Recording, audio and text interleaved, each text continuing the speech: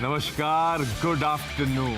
सास, बहू और सेंसेक्स के आज के इस फ्राइडे स्पेशल में आप सबका स्वागत है। एज यूजुअल न्यूज़ रूम से मैं फिर लाइव हाजिर हूँ। आइडिया बेसिकली बदले मूड माहौल के साथ करना तो आपकी क्वेरी सॉल्व करना है, और मदद करने के लिए आप लोगों को आपकी स्क्रीन्स पे नजर आएंगी sharmilajoshi.com की शर्मिला जोशी।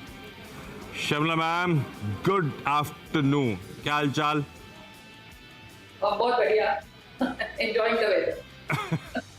बस बातचीत की शुरुआत करेंगे। डॉक्टर साहब, स्क्रीन पे पहले जरा तमाम तरीके जो है रीच आउट करने के प्लीज दिखा दीजिए एक बार फिर से। आप लोग रीच आउट कर रहे हैं, अब तो शायद वाइडली सबको पता है कैसे पहुंचना है हम तक, लेकिन फिर भी जो कभी कभी नए जुड़ते हैं उनके लिए भी ट्विटर पे हुआ, इंस्टाग्राम पे हुआ या इवन थ्रेड पे हुआ, जो आईडीज हैं वो सिमिलर है आपकी स्क्रीन पर। एल्स टोल फ्री नंबर और व्हाट्सएप नंबर भी रख दिया जाएगा आपके स्क्रीन पर। जो कन्वीनियंट हो, जैसे कन्वीनियंट हो, रीच आउट करते रहिए। पर ये शो सिर्फ महिलाओं के लिए है, तो जितनी महिलाओं की क्वेरीज आती हैं सिर्फ उन्हीं का मैं रिप्लाई कर पाता हूँ जब वो सास वो सेंसेक्स के समय या उससे रिलेटेड आती है। खैर, लाइए भारतीय बाजार स्क्रीन पे बढ़िया सेशन प्ले आउट हो रहा है अच्छी बढ़त के साथ। ये 2 दिनों के पेन से बढ़िया उभरते हुए भारतीय बाजार आपको नजर आएंगे। 2 दिनों का पेन मतलब वही वो वेडनेसडे और थर्सडे वो बहाना बना था। वेडनेसडे सुबह सुबह जो यूएस के डाउन रेट की खबर आई थी, उसके बाद हम पिटे थे। पर आज एक बढ़िया रिस्पाइट प्ले हो रहा है। जहां खुले थे मोटा मोटा उससे ऊपर ही इस समय कामकाज करते हुए 150 पॉइंट निफ्टी 3/4% की बढ़त के साथ इस समय ट्रेड करता हुआ 19,500 के हम कंफर्टेबली ऊपर आ गए। इस बीच हम 19,300 के लेवल्स को स्लिप कर गए थे। कल हमने 19,300 के लेवल्स में से नीचे गए थे, तो वहां से कल के उस लो से बढ़िया ऑलमोस्ट 230 पॉइंट की रिकवरी। तो बहुत अच्छा सेशन, कल की रिकवरी प्लस आज का सेशन बढ़िया प्ले आउट हो रहा है। और कुछ हद तक सुबह आइडिया लगने लगा था कि कुछ रिस्पाइट प्ले आउट होगी। जब हम लोग यूएस फ्यूचर्स मेंशन कर रहे थे कि स्टेबिलिटी आ रही है, कल भी ज्यादा पिटा नहीं यूएस का बाजार और फ्यूचर्स मजबूत हो चले। प्लस एशिया में साइंस ऑफ स्ट्रेंथ नजर आ रही थी, पॉकेट्स ऑफ स्ट्रेंथ नजर आ रही थी। कई सारे एशियाई बाजार हर निशान में ट्रेड कर रहे थे। तो अच्छी शुरुआत होने के बाद अब और मोमेंटम पिकअप होता हुआ, और जिस पॉकेट ने पेन दिया था 2 दिन, निफ्टी बैंक एक दिन 600 पॉइंट परसों गिरा था, उसके ऊपर कल भी मेरे ख्याल से 480 पॉइंट गिरा था। तो 600 और 500 पकड़ लीजिए, 2 दिन का दबाव था। उसके बाद निफ्टी बैंक जो सबसे ज्यादा पिटी पॉकेट थी, जो सबसे ज्यादा दर्द दे रही थी, वही इक्वली बढ़िया रिबाउंड करती हुई नजर आएगी आपको। 1% से ज्यादा निफ्टी बैंक मजबूत इस समय आपको आपकी स्क्रीन पे ऑलमोस्ट 45,000 के एग्जैक्टली टिक्स स्क्रीन पे नजर आएंगे। और जरा निफ्टी की कंट्रीब्यूशन प्लेट रखिएगा। वो जो 3 स्टॉक जो हम बहुत क्लोजली वॉच आउट कर रहे थे, कौन से थे वो? Reliance industries, HDFC bank, ICICI bank, वो तीनों बढ़िया तरीके से पॉजिटिवली कंट्रीब्यूट करते हुए आपको नजर आएंगे। देखिए आपकी स्क्रीन पे, इसमें कोई इन्फोसिस और टीसीएस तड़का ऐड कर लीजिए। ये सब वो हेवी वेट्स जो इस समय मदद कर रहे हैं। खैर, मार्केट स्ट्रैटेजिक टीम चलाती रहेगी स्क्रीन पे। मैं एक काम कर रहा हूं, क्विकली सारे के सारे जो गेस्ट जुड़ने वाले हैं आज, सबको आपकी स्क्रीन पे दिखा देता हूं। आज हमें सऊदी अरब जाना है। डॉक्टर साहब, ये अपना वो ऑडियो बंद करिए। अल खोबर, उत्तराखंड के देहरादून और कर्नाटक के बेंगलुरु जाना है। सब आपको आपकी स्क्रीन पे नजर आएंगे। रेडी। सबसे पहले जा रहा हूं अल खोबर, स्वाति जी स्क्रीन पे। स्वाति मैम, वहां तक कैसे पहुंच गए? सर, हस्बैंड मेरे यहाँ वर्क करते हैं। कब से? काफी टाइम से वहीं पे हो आप क्या? यस सर, 12 इयर्स हो गए। अरे बाप रे, तो अब तो परमानेंट रेजिडेंट वहीं के हो गए, ऐसा क्या? नहीं सर, यहाँ परमानेंट रेसिडेंसी नहीं देते हैं, बट रेसिडेंट्स हैं। और अल खोबर कैसा शहर? ये विजुअल्स बड़े अच्छे आ रहे हैं आपके शहर के। अच्छी जगह है क्या? बहुत सर, ब्यूटीफुल है। Yes sir. पर बॉम्बे जैसा कहाँ होगा, है ना? नहीं सर, बॉम्बे जैसा नहीं है। हाँ, वही अच्छा, तो स्वाति मैम, फिर आप वहां से एक्टिवली शेयर बाजार ट्रैक करते हो जब हस्बैंड ऑफिस जाते हैं, ऐसा मानूं? Yes sir. अच्छा, और ट्रेडिंग कर रहे हो या आप लॉन्ग टर्म के लिए कुछ स्टॉक्स एक्यूमुलेट कर रहे हो? तो पहले ट्रेडिंग कर रही थी, अभी लॉन्ग टर्म के लिए भी एक्यूमुलेट कर रही।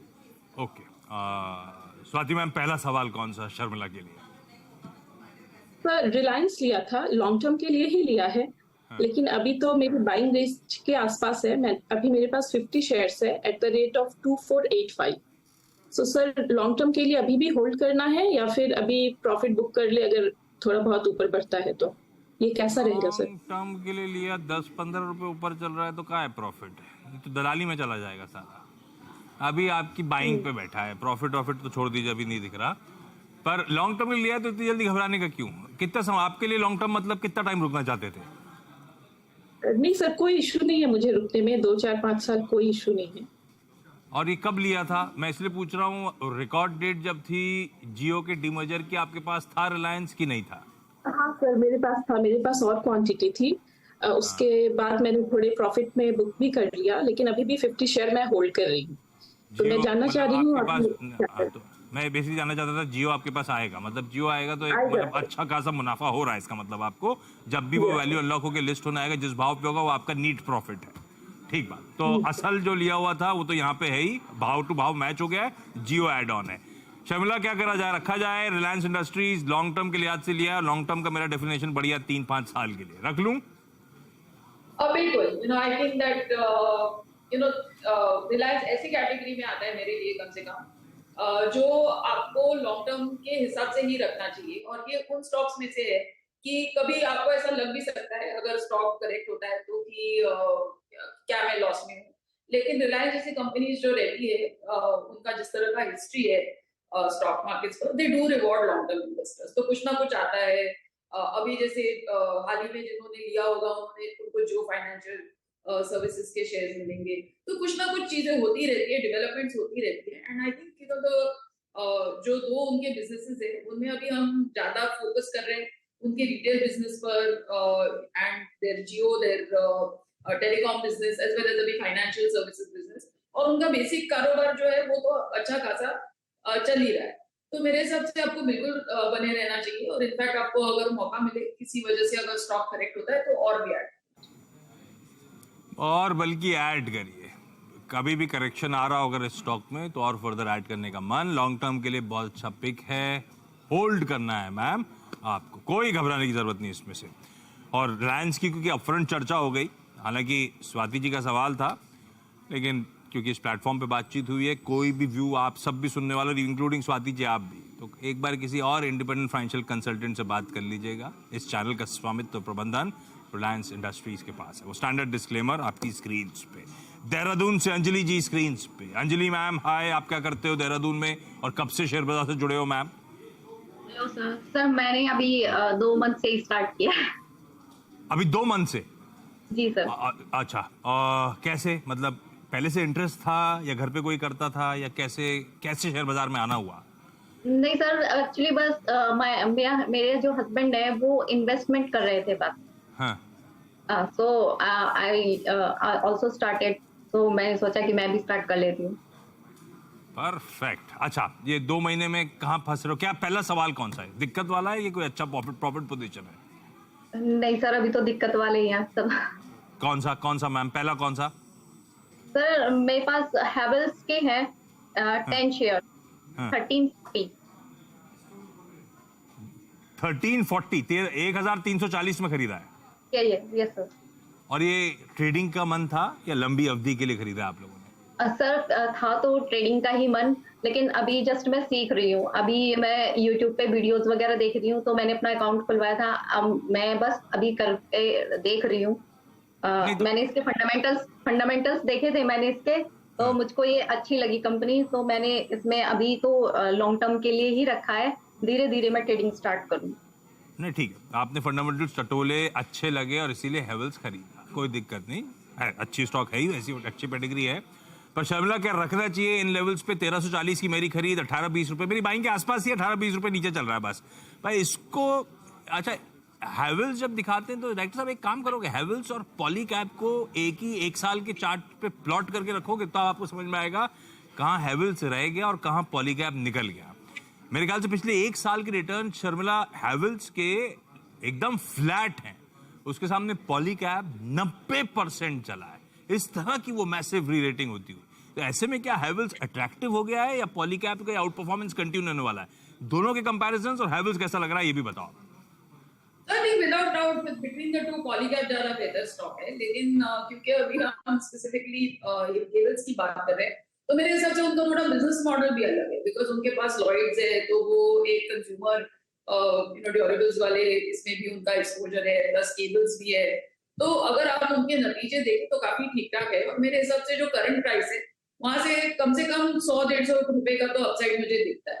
तो उन्होंने अभी एक ट्रेडिंग बेट के हिसाब से लिया था, बट आई थिंक अगर वो थोड़ा लंबा इसमें रुक सके तो उनको रुकना चाहिए, उनको ये होल्ड करना चाहिए। And my target would be closer to I think as I said 1460 1470 kind of target. 1450 1470 ठीक है। ये हो गया हैवेल्स पे व्यू। बेंगलुरु से नैना मैम भी स्क्रीन पे। नैना मैम हाय, गुड आफ्टरनून। नैना मैम आप क्या करते हो बेंगलुरु में?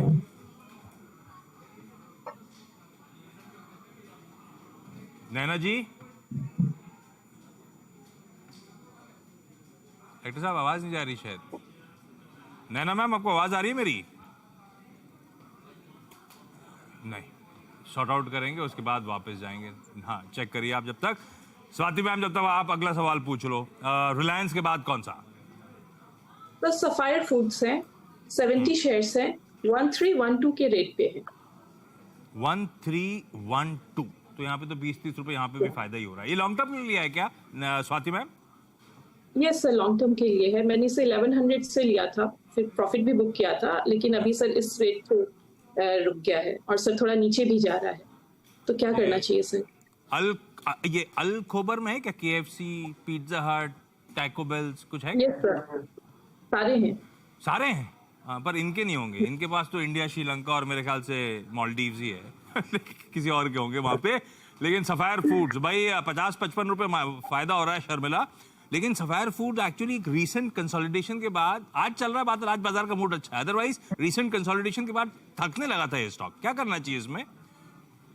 ये पूरा स्पेस ही एक्चुअली थोड़ा सा ऐसा टायर्ड लग रहा था, वेदर कोई भी आप QSR या इस तरह के जो स्टॉक्स थे, I think barring Westlife, whether it is Jubilant food, Sapphire, सभी में हम देख रहे थे एक म्यूटेड जिस तरह की ये चाल चल रही थी। लेकिन I think given the fact कि second half will be better और हम ये will have world cup cricket etcetera, तो वहां पर इस तरह के लोग ज्यादा ऑर्डर करेंगे, तो इन सब को देखकर मुझे लगता है कि उनको बने रहना चाहिए। My target on this stock would be closer to 1480, तो उसको एक पहला टारगेट आप ध्यान में रखिए और बने रहिए। ओके, ये है सफायर का व्यू। इस बीच आई एम होपिंग बेंगलुरु से नैना मैम की आवाज हम तक पहुंच जाएगी, या मेरी पहुंचेगी। इनफैक्ट मेरे ख्याल से नैना मैम तक पहुंच ही नहीं रही थी। नैना मैम आपको मेरी आवाज आ रही है? हाँ जी, अभी सुनाई दे रहा है। नमस्ते आशीष जी। परफेक्ट। नैना मैम बेंगलुरु में आप क्या करते हो? मैं प्रोडक्ट ओनर हूँ, इंफोसिस कंपनी के लिए काम करती हूँ। इन्फोसिस के लिए प्रोडक्ट डेवलपमेंट? इम्पेल्सिस। इन्फोसिस ना, वो इम्पेल्सिस नहीं जी, IMPELSYS, इम्पेल्सिस। IMPU? PELSYS। इम्पल्सिस। अच्छा, Yes. ठीक है। ये क्या करती है? ये प्रोडक्ट डेवलपमेंट IT उसी टाइप का प्रोडक्ट डेवलपमेंट कंपनी है? हाँ जी, IT सॉफ्टवेयर डेवलपमेंट कंपनी है। कैसा धंधा आ रहा है? खूब धंधा आ रहा है आजकल, थोड़ा ठंडा पड़ गया, मंदा हो रहा है मामला? नहीं, हमारा मेडिकल बेस्ड कंपनी है तो हमेशा हम लोग टॉप पे ही रहते हैं तो फिर लिस्ट कराने का टाइम नहीं आएगा अभी इसका? नहीं, कोविड टाइम पे तो इनफैक्ट ज्यादा था, क्योंकि मेडिकल कंपनी है तो we had to deliver more. Perfect, चारों हाथ घी में, मतलब कोई दिक्कत नहीं कंपनी के साथ। अच्छा नैना मैम, पहला सवाल कौन सा? मेरा पहला सवाल NCC के रिलेटेड है। प्रॉफिट पे चल रहा है नो डाउट, तो 96 रुपीज के हिसाब से क्वांटिटी 1943 है, तो अभी मतलब प्रॉफिट में ही चल रहा है, तो ये डाउट है कि हमें लॉन्ग टर्म तक और रखना चाहिए या इन बिटवीन मुझे एग्जिट करना चाहिए और ऐड करना चाहिए। बिट कंफ्यूज्ड, इसीलिए मैंने सोचा पूछ लेती हूँ। समझ गया, बिल्कुल ठीक। अच्छी प्रॉफिट पोजीशन है। 96 की खरीद शर्मिला 155 के आसपास चल रहा है। डॉक्टर साहब एक काम करेगा, इसका 1 साल का चार्ट उठाइएगा, क्या बढ़िया लीनियर मूव्स आए स्टॉक में पिछले 1 साल में, गजब के रिटर्न शर्मिला। लेकिन इनका सवाल बिल्कुल वाजिब है। अगर मैं दिखा सकता, मैं दिखा नहीं पाऊंगा 1 साल से बियॉन्ड, अदरवाइज शर्मिला ये ऐसे मूव्स एनसीसी कई बार देता है और इन्हीं लेवल्स के आसपास या कुछ 10-20 रुपए ऊपर के आसपास हमेशा इक्वली ये फिजल आउट होता है स्टॉक। क्या करना चाहिए? थोड़ा सा डर लगना भी चाहिए इस तरह के मूव्स के बाद, अगर पिछला हिस्ट्री रिपीट करने आ रही है, कहीं मुनाफा वसूली का समय तो नहीं आ गया स्टॉक में, क्या करूं? As you said, अगर आप रिजल्ट्स के हिसाब से देखें और फंड वैल्यूएशंस के हिसाब से देखें तो स्टॉक पीक ही लगता है, लेकिन ये इस तरह के मूव्स आते रहते हैं एनसीसी में, तो वो आप डेफिनेटली चीज को ट्रैक करते रहिए। और मेरा फर्स्ट टारगेट इसमें इसके 170 का रहेगा, तो 170 आता है तो प्लीज उसको फिर से रिविजिट करिए, लेकिन अभी के लिए मुझे कोई I don't see any concern, और अभी के लिए मेरे हिसाब से आप बिल्कुल बने रह सकते हैं। ठीक है, ये है कॉल। शर्मिला एक काम करूं, मेरे पास अच्छी खासी क्वांटिटी है, डर भी लग रहा है, ऐसा वॉलेटाइल स्टॉक रहता है, 1900-2000 स्टॉक है, आधा बुक कर लूं क्या? आधे के साथ मोमेंटम को राइड करूं, ऐसा करूं क्या? That's also a very good way to approach it, क्योंकि मुझे लगता है कि जब आप पार्शियली प्रॉफिट बुक करते हो तो आपका जो कंसर्न रहता है, जो एक डर रहता है, वो कम हो जाता है, because you after all sort of when you book profit, that money you get is the actual, तब आप कह सकते हैं कि आपने वो शेयर पे पैसे बनाए, तब तक वो नहीं तो वो पेपर पर ही रह जाते। तो ये एक हमेशा अच्छा अप्रोच रहता है कि थोड़ा बहुत प्रॉफिट आपको पार्शियली बुक करना चाहिए। ऐसा कर आपका कॉल नैना मैम, दोनों तरफ से व्यूज आपके पास आ गए। अंजलि मैम, अगला सवाल कौन सा? Yes sir. सर मेरे पास 500 शेयर है, 105 अरविंद लिमिटेड। ये लॉन्ग टर्म के लिए लिया था मैम? Yes sir. ठीक है, बढ़िया प्रॉफिट हो रहा है, 105 वाले पे 32-33 रुपए का मुनाफा। शर्मिला, जैसा हम एनसीसी के लिए कह रहे थे ना, मेरे ख्याल से मोटा मोटी अरविंद लिमिटेड भी अपने पीक्स के आसपास आया। ऐसे ही 2017 में मैं देख रहा था, 2022 में इन्हीं लेवल्स के आसपास से इक्वली स्ट्रॉन्ग करेक्शंस आए स्टॉक में। क्या करूं भाई, मुनाफा बांधूं, बने रहूं? I think absolutely you hit the nail on the head। अगर आप कोई भी पैरामीटर पे देखें, whether it's valuation, ठीक ही लगता है स्टॉक, पर इस तरह की मूव्स फिर से ये स्टॉक में भी आती रहती है, और उनका इनके पास क्वांटिटी भी ठीक ठाक है और पैसे भी अच्छे बन रहे हैं, तो आई थिंक डेफिनेटली उनको थोड़ी बहुत तो प्रॉफिट बुक कर लेनी चाहिए लेवल पे। My target actually would be closer to 148-150, which is not very far from, तो आप थोड़ा बहुत प्रॉफिट मेरे हिसाब से ये लेवल पर बुक करें तो ज्यादा बेहतर है। अच्छा, क्विकली लास्ट सवाल। नैना मैम, थोड़ा लेट जुड़ पाए आप, अगला सवाल क्विकली पूछ डालो, कौन सा है? हाँ जी, सेम क्वेश्चन पैटर्न है क्योंकि वो प्रॉफिट में चल रहा है। सियांट के बारे में बात कर रही हूँ। बाइंग प्राइस है 992 और क्वांटिटी 142 है, प्रॉफिट में ही है, बट स्टिल वही डाउट है कि रखना चाहिए कि नहीं रखना चाहिए। बढ़िया है, कंपनी अच्छा कर रही है, I am sure solid incentives मिल रहे होंगे, पैसा खूब दे रही होगी, ऊपर से स्टॉक मार्केट से भी शर्मिला छापे चली जा रही है। ये साइंट में भी उन्होंने बहुत कमा लिया है, पर अभी भी वही कंसर्न, साइंट उन चुनिंदा आईटी आउट परफॉर्मेंस में से रखता है। 1 साल का चार्ट खोलिएगा इसका भी, देखिए कैसे ऑलमोस्ट डबल हो गया 1 साल में ये स्टॉक। शर्मिला, क्या करना चाहिए, होल्ड करूं? Yes, I think precisely उन्होंने दोनों शेयर्स बहुत अच्छे प्राइस पे लिए हैं, और ये भी स्टॉक अगर आप उनके नतीजे देखें तो यहाँ से भी अपसाइड नजर आती है। Once again, as we said earlier, आपको थोड़ी बहुत अगर प्रॉफिट बुकिंग करनी है, जिस अगर आपको उस तरह का कंसर्न है तो अलग बात है, लेकिन मेरे हिसाब से गिवन द फैक्ट कि आईटी इतने चैलेंजिंग एनवायरनमेंट में है, फिर भी ये स्टॉक में काफी ठीक ठाक नतीजे उनके आए हैं इस क्वार्टर, और वैल्यूएशन भी ठीक ठाक है, मेरे हिसाब से उनको बने रखना है। बहुत बढ़िया नैना मैम, बढ़िया रहा। स्वाति जी, अंजलि जी, नैना जी, थैंक यू सो मच जुड़ने के लिए, अपनी क्वेरीज इस प्लेटफॉर्म सीएनबीसी आवाज पे रेज करने के लिए, और शर्मिला मैम, हमेशा की तरह आपका तो खास तौर पे धन्यवाद, बने रहिए सारी क्वेरीज सॉल्व करने। क्विकली छोटा सा ब्रेक के उस पार जब लौटूंगा तो मार्केट्स का एक क्विक चेक।